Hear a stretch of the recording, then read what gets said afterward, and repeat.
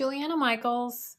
Welcome to my channel. In today's video, I'm going to be doing a little mini tutorial on working with the new die set from Tim Holtz called Mini Brushstroke Flowers. And I've had quite a few people ask me to do a little tutorial on it. And so I thought I would just share a few tips and tricks that I developed when working with it for myself. I'm not going to necessarily be showing you any kind of finished project, but I am going to take you step by step through how to assemble them, how you could go about adding color to them, just to give you some different ideas on how to work with this. As you can see, this die set is got lots of tiny little pieces. I've kind of gone ahead here and done a little bit of some die cutting with some of them, just so you can kind of see. Some of them, like this one is one of the larger ones. It's just got like 3 pieces to it, but then they get pretty tiny. And, there's 1, 2, 3, 4, 5, 6, 7 different floral dies that come with the set.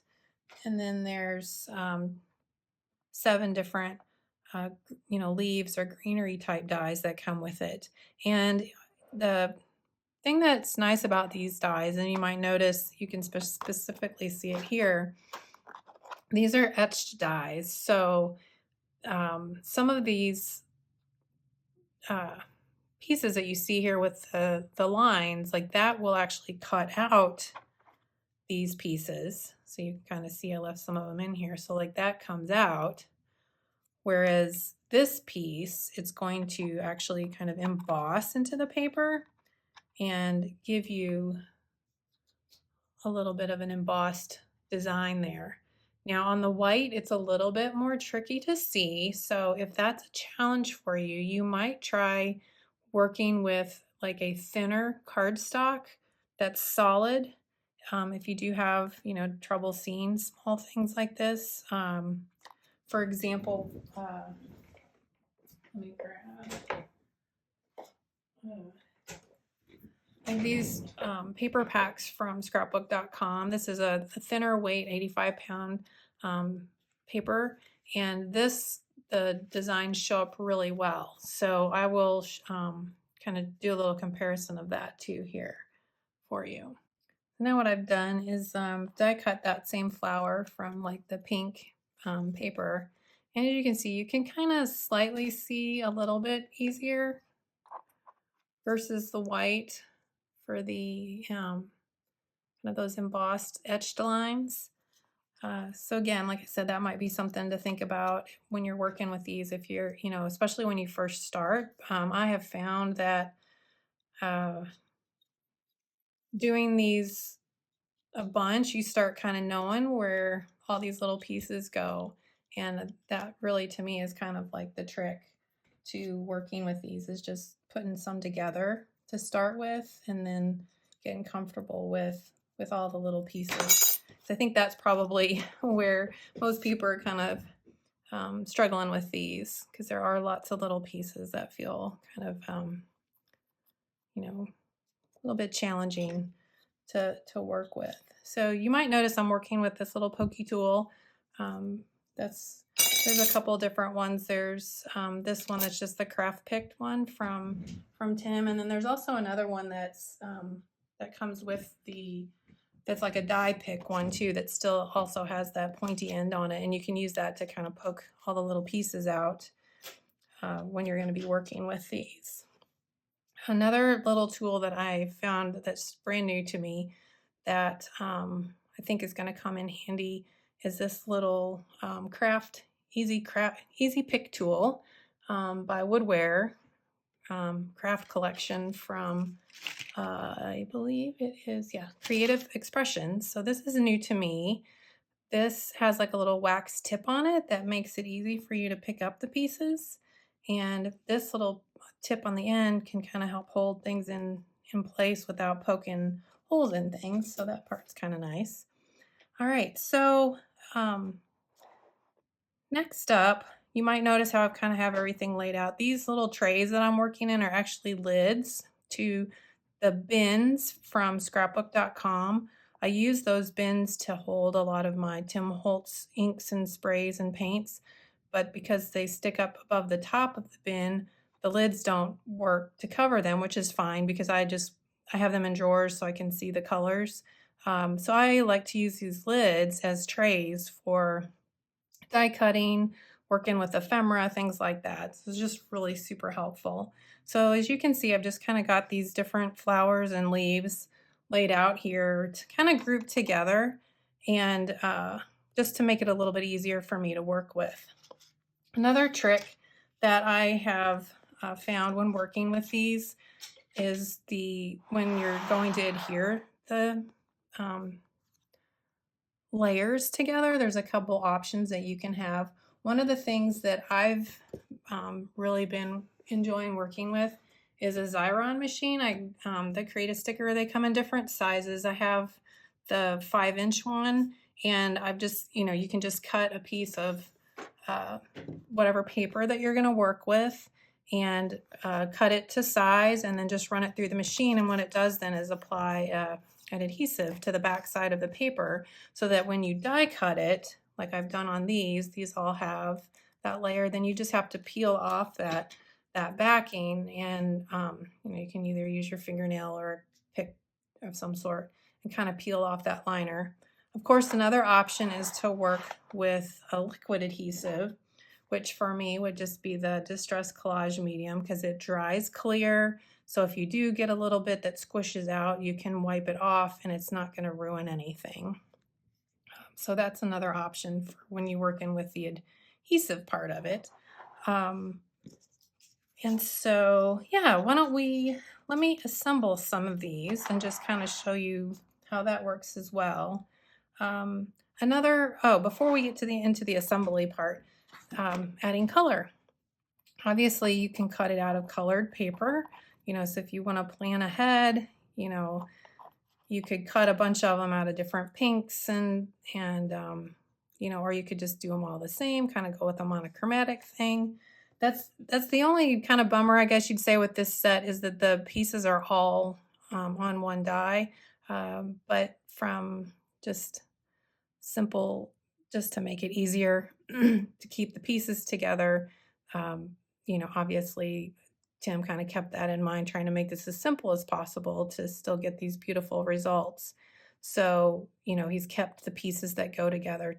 So that being said, if you're not really wanting the flower to be all one color, you could cut it multiple times out of different colors and then just mix and match those layers. Or you can do kind of what I've been enjoying doing, and that's just adding some color to the paper after I've cut it out. So, like for example, this one here with these little pieces, you can just take some Distress inks and a water brush to apply the ink. So you could use re-inkers, the mini ink pads, the regular ink pads. Those are options. Another option as well would be to work with the new Distress watercolor pencils. That's another great way to add color to it. So if I was going to use the pencils, I would color some of the ink onto my mat and pick it up with the brush. But for this purpose, I'm going to just use the ink pads here and just kind of show you how I would color these. So, there's not really any right or wrong way to do these. You can color solid. If you want kind of more of a watercolor effect, you can, add on little layers and let that dry. On this piece, I haven't poked out all those little pieces yet, so just kind of let that dry a minute. Wipe off that brush. Now we're going to use a little darker color, Abandoned Coral, and add some color here. Now the paper I worked with for this cutting is Distress watercolor paper. So if you do decide you want to do the watercolor effect with it, I would definitely recommend working with a watercolor paper because it's going to be able to tolerate the water that we're adding.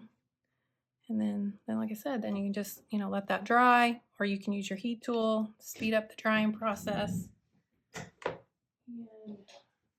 And then as far as like the little centerpiece, I have a little fossilized amber there.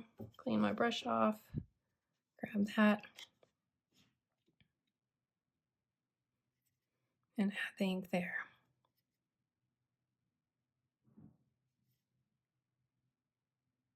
There we go. So I'm just gonna dry these.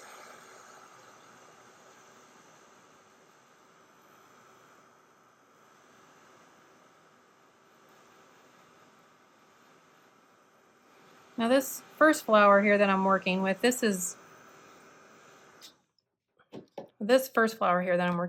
probably one of the easier ones to put together because it is a lot larger than the other dies. So it's, it's got less pieces to have to work with. So that obviously helps as well. So when it comes time to peeling off that liner on the back, just get your finger under there and get that apart. And you can poke out those little negative pieces whenever. Might have been easier to do that first, but scrape the back. All right. And so then here, use this little tool to kind of help nudge it in.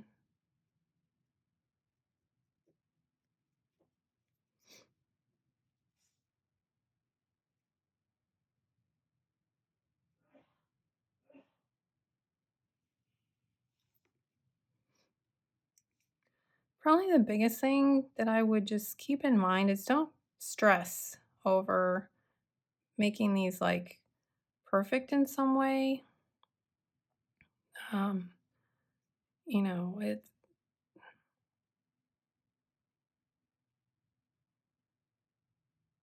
They're flowers, so every flower is going to be slightly different in nature. So, so there's that one there, and so like this, like I said, this one's probably one of the easier ones to put together, so it'd be a good one for you to start with, practice with this large flower rose type one there. Now, we put together one that's got a few more layers so you can kind of get a feel for how that would come together.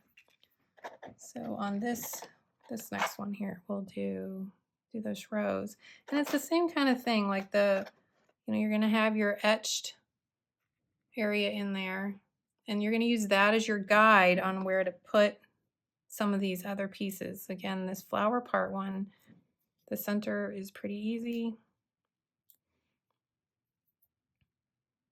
to put on, to line up.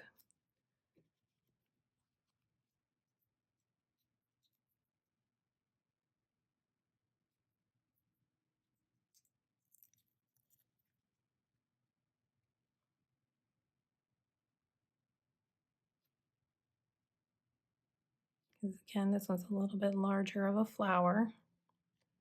And, just kind of wiggle it around until it looks like it's kind of lining up with that embossed design. And then the next part on this is this little, there's like a little, you can see here, there's a little piece that goes inside in here, and then there's this little flower. So we're going to locate, yes. And sometimes it's just a little bit of a puzzle piecing, like you just kind of have to play around with the pieces and find where they go. So that one goes inside there. And then on this one, I'll look at it closely. And there's a little bit of a place here for where the top of the leaf goes. So that would go right there. And just peel off that liner.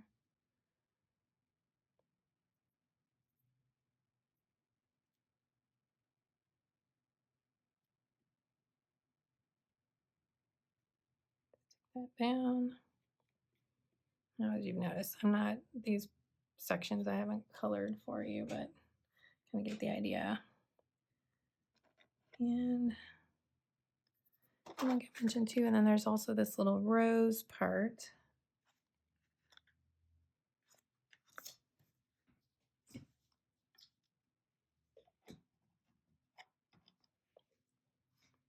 Missing a piece.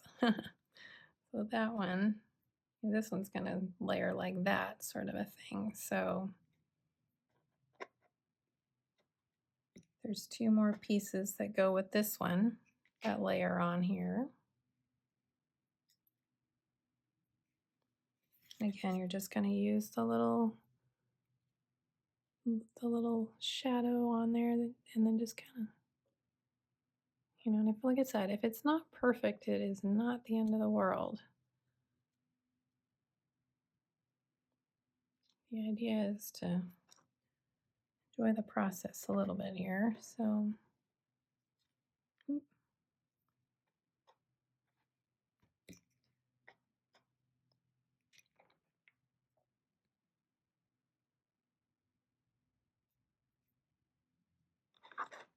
and then this one wraps around inside there. So it doesn't look like much, you know, when you're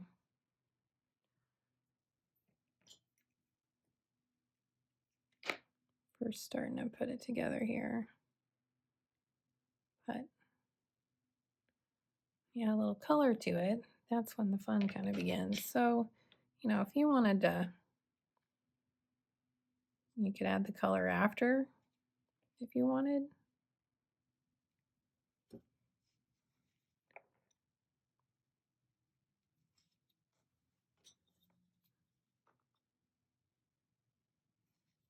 But there's lots of different options here.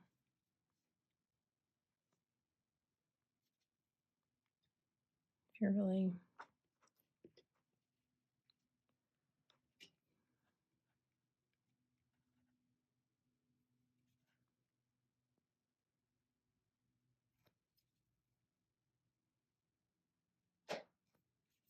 this is another way you can just do it and get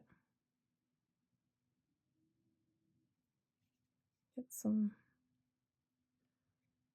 watercolor effect. And, you know, obviously when you're working with just the ink pads, the color is going to be a little more subdued. So if you're wanting it bolder and brighter, then I would, you know, you might want to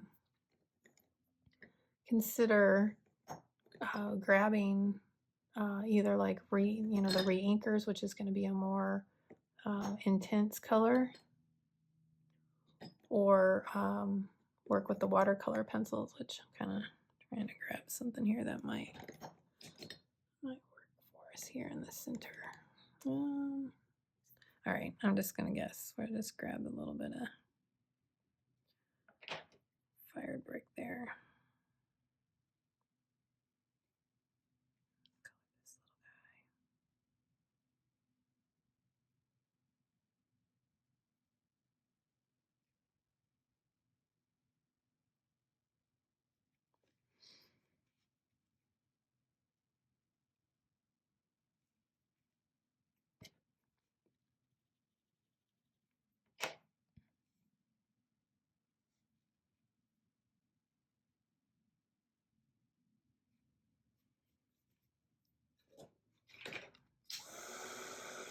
Try those real quick.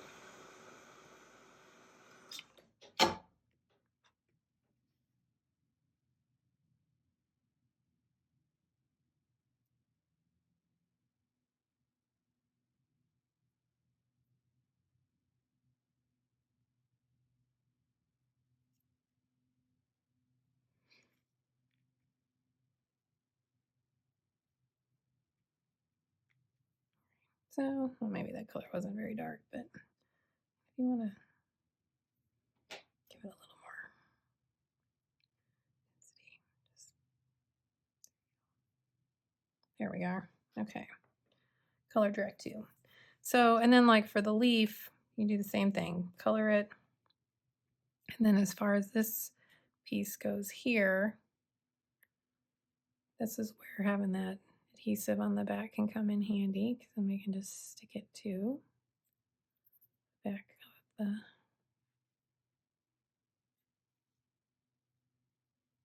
we're ready to go. So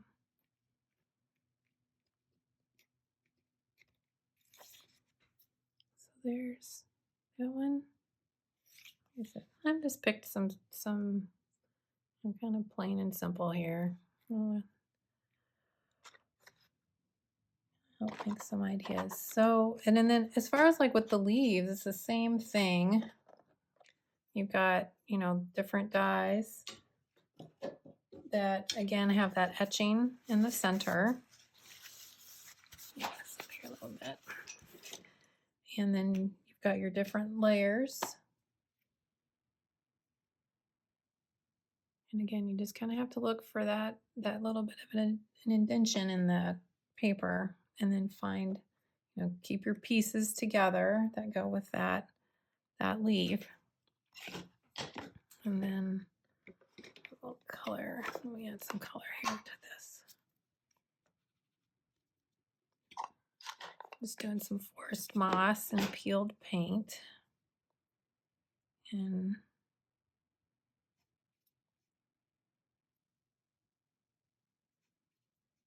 actually too, like sometimes the painting adds a little bit of ability to see those lines for a second anyway. Get a little ink down in there.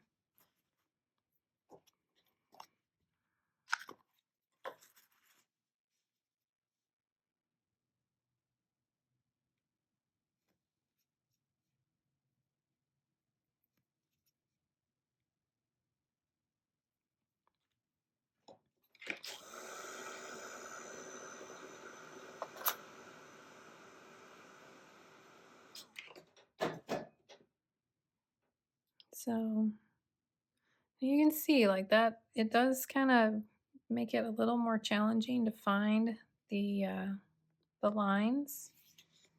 So you can also use the image itself as a reference, which I'll be honest, that's what I did quite a bit when I first started putting these together. And you can also use the die. So like this piece, you know, everything's upside down, of course. This little piece is going to go over here.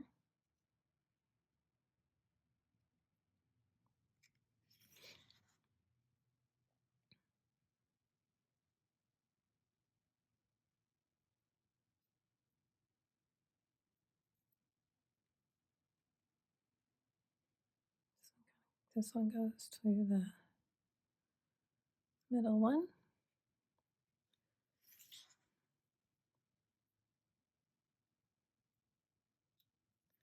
And I realize these little pieces are not going to be for everyone. So you might find that working with liquid adhesive might be a little easier for you, because then you don't have to try to peel that liner off and get things lined up. I personally have just found this to be a nice option for most of these dies. Now, some of these teensy tiny ones, like this flower and that flower, those centers get really tiny to try and peel a liner off. So you can certainly, you know, choose what works best for you there. So there, the leaf. And how pretty that is. So the other thing to keep in mind with this, kind of one last thing here, is Tim kind of put these together in these little clusters just to give you ideas, but the idea is for you to mix and match. So really the only flower that actually has a leaf attached to it is this little rose stem, and you certainly wouldn't even have to do that if you didn't want to, because you saw I put that leaf on there. Um, so definitely have options, lots of options with this set, which I think really makes it a lot of fun to create with. And it's really, to me, it's one of those sets where you just kind of set some time aside to play with it and uh, enjoy the process. Sometimes we kind of get in our own heads of like, oh, we got to hurry up and get her done. And sometimes the process is the fun part. So, enjoy, make sure you take some time to enjoy that. And, especially when you're creating with something like this. And like I said, one last thing, definitely want to make sure this hits home is, some of these little ones that, like on this one here, where it gets really tough to tell, like, oh, which one does this go with? Which one does that go with? And he tends to have them grouped. So like these go together, and then these go together, and that little one goes with that one, and that one goes with that one, and that one goes with that one. So, can kind of, just kind of look at the shapes. But again, it's not the end of the world if, this piece ends up on a different piece or in the wrong direction. But you just kind of look for those lines. So like on this one, there's a line here that kind of correlates with the line here to line up.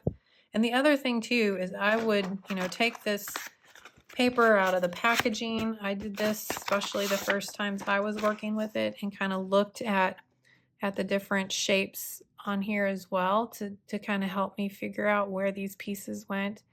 And then the more you play with this set and assemble these flowers, you're going to kind of remember, oh yeah, that piece goes there, that piece goes there, and they'll come together so much faster.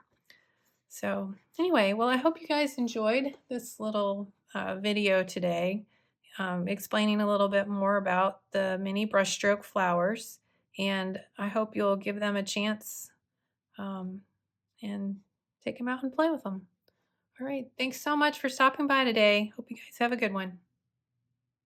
Here's a quick little tag I created using some of the flowers I assembled from this video, and to give you an idea how you can cluster and group these to create your own floral bouquets to use on your makes. Thanks so much for watching. I'm truly grateful for you. I was wondering if you could do me a quick favor and subscribe to my channel or leave me a thumbs up or a comment. If you're feeling extra generous, I'd love for you to share about my channel with your friends. All of these things help out us YouTubers so much, and it would mean so much to me to have your support.